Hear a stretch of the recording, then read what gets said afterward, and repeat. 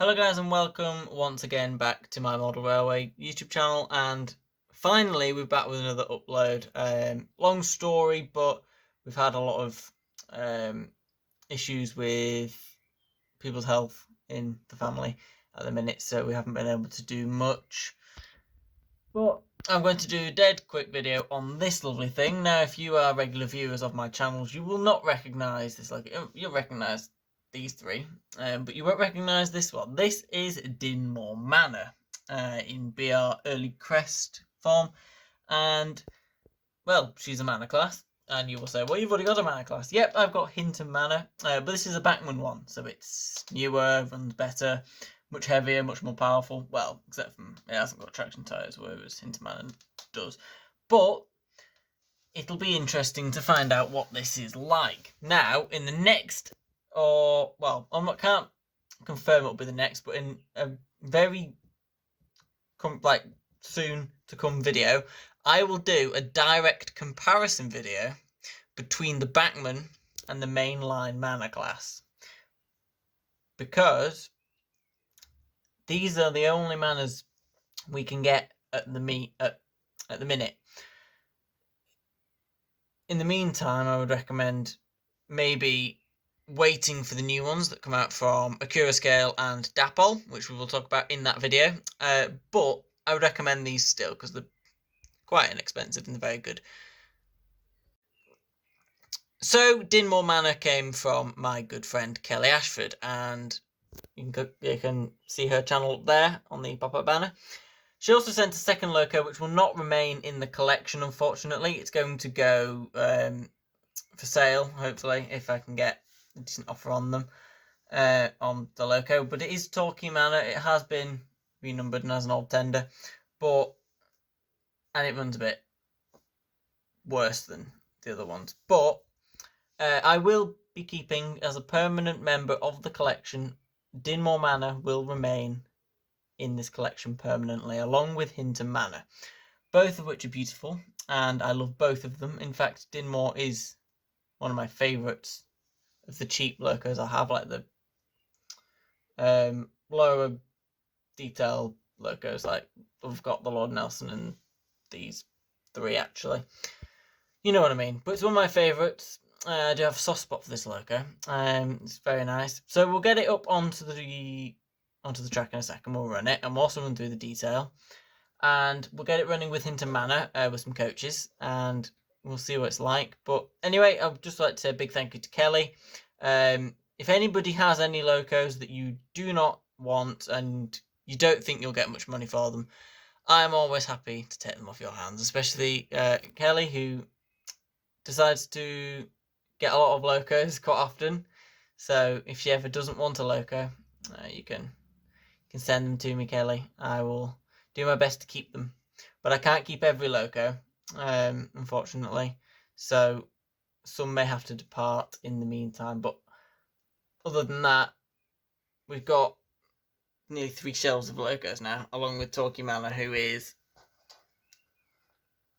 there. So, but that space will become free eventually. But hopefully we can build on this very soon.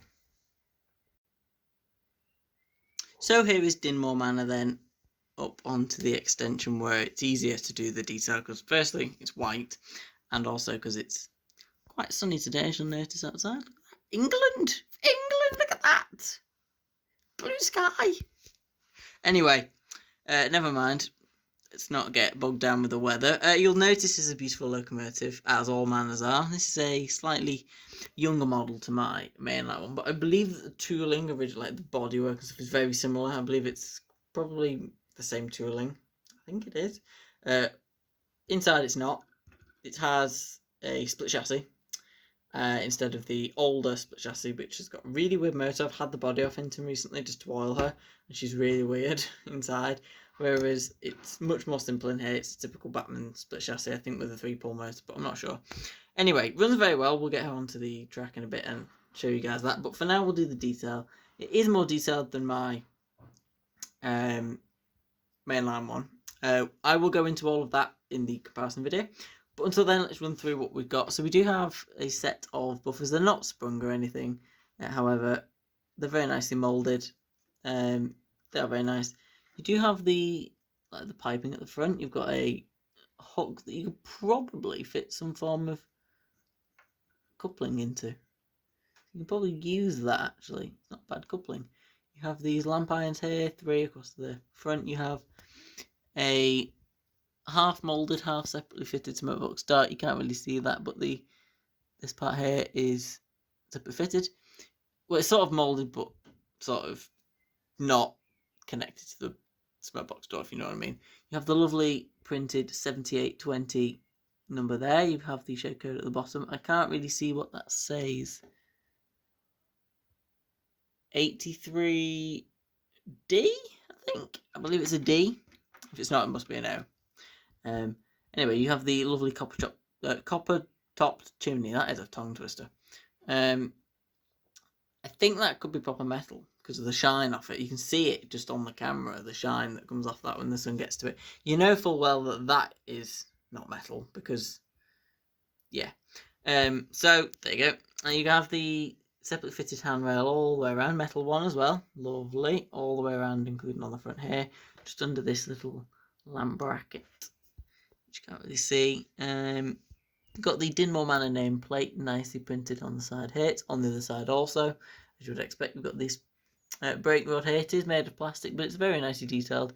And I will just point out now that Hinton Manor, I don't think has that. So yes, more detail in that department. You do have these lovely set of wheels now.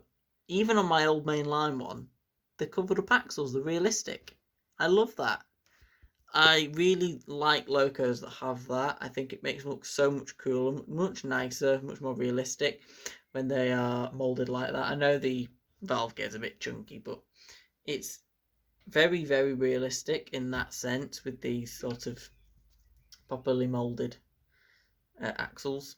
So happy about that. It's even on the bogie wheels as well. Anyway, let's work to the cab. I will split from the tender because there's no point of having the tender attached. You have glazed windows on either side, including at the front. You've got the moulded whistle there.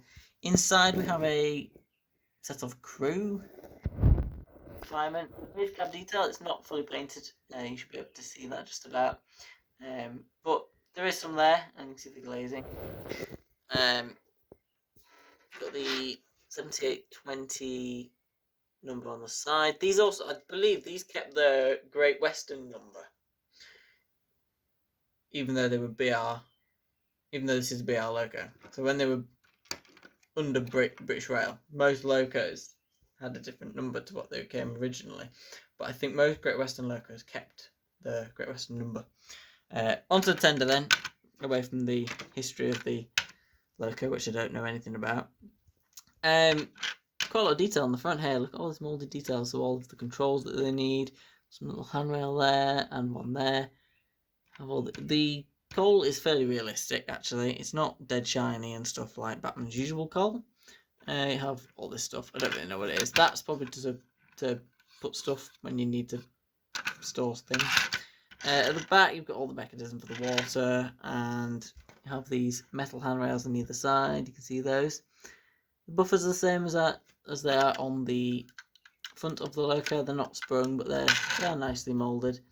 Underneath there is a bit of underframe. You've got obviously the brake rigging, which is also on the bottom of the locomotive, and you have the water scoop, which is a nice addition.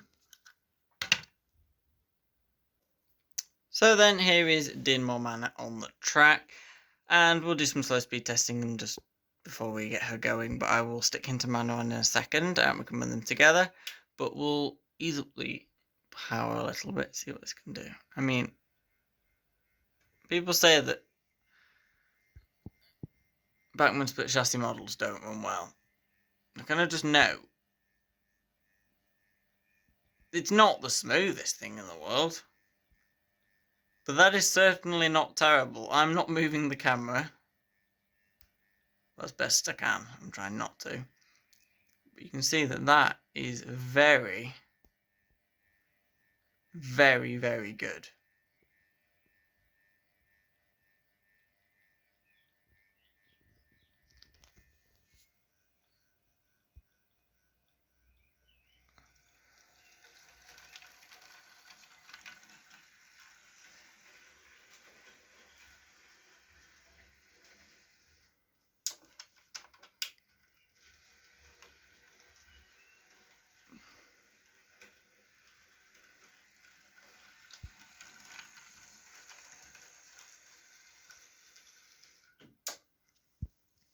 There you go.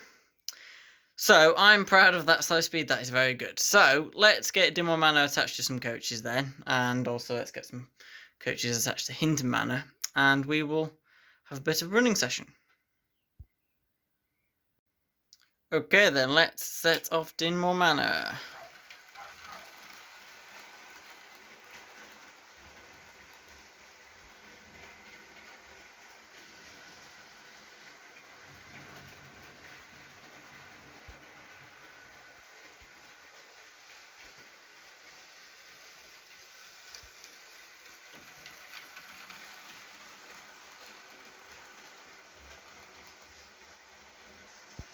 Okay, so here is Hinton Manor. Let's set off Hinton.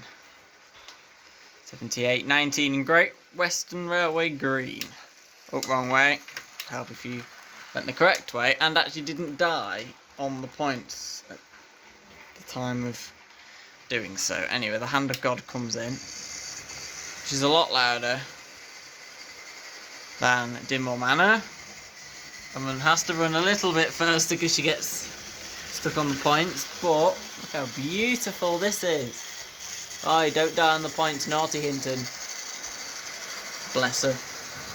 That, 2 manors. Running lovely. And amazingly, Dinmore is very quiet compared to Hinton Manor. Both preserved, both heritage locos. They can run with not matching coaches and it be acceptable. Here they come. Are they going to cross over? Yes, they are.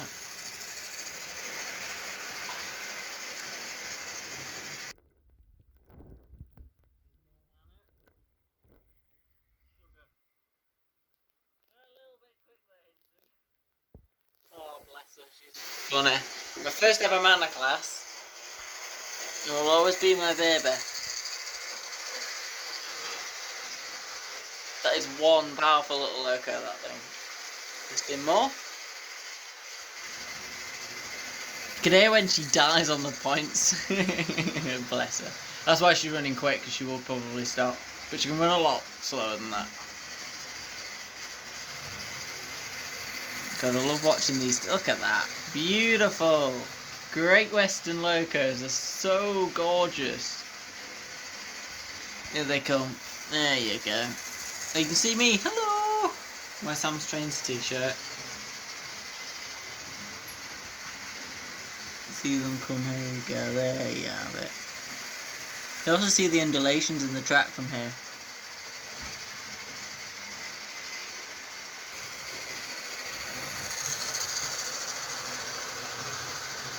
They come around at the same time, but I think Dinmore is quite a bit slower than Hinton. Not at the minute. I mean, she's running slower because she can run slower. But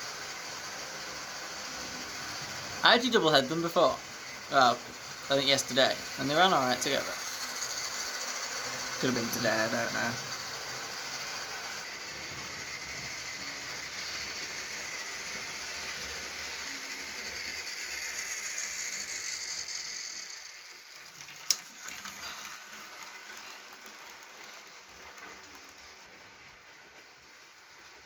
Okay, here comes the lovely Dinmore Manor. Together, there we go. Anyway guys, I do hope you enjoyed watching this review of Dinmore Manor. I will score this locomotive and eventually stick it into the rankings along with all the other locos, and I will do a video on that. This is the first loco that has exclusively appeared on this channel. It has not appeared on my main channel as of yet. I may do an update video on it, but I might not for quite a while. But I'm going to try and get some more videos done on this channel. And if you enjoyed this video, please subscribe. Hope you enjoy what I make. I will be making some different type of content very soon. I'm going to do a comparison video directly between these two very soon. But until then, guys, thank you so much for watching. Hope you like Dinmore Manor, permanent addition to the collection. I will expand that very soon, the collection, that is. And until next time, guys, thank you so much for watching. Hope you enjoyed the review. And goodbye.